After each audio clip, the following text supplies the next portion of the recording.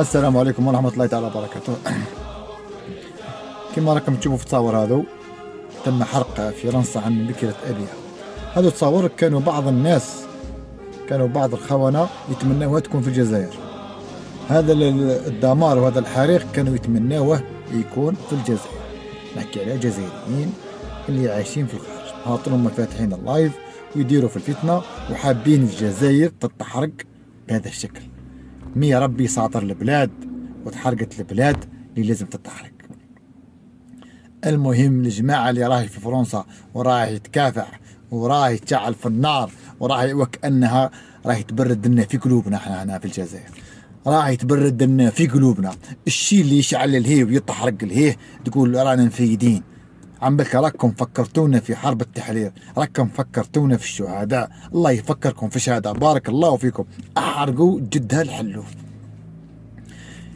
باش تعرفوا اللي يمس الجزائر بشعره السروال النحيوال. تحية الجزائر، تحية الجزائر. جماعة اللي طايقة لي لايف وراكم ماكوش تبانوا.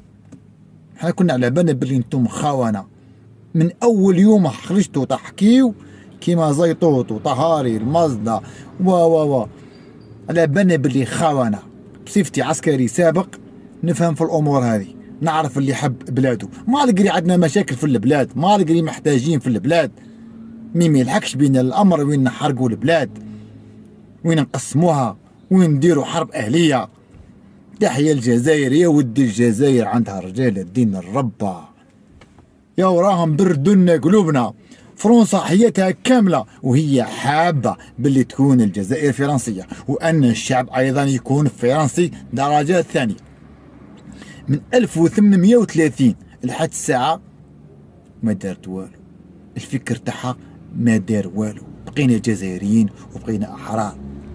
عم بالك لا بقينا هكا، لخاطر احنا رانا نمشيو على طريق الشهداء وطريق المجاهدين وطريق اللي يحبوا البلاد.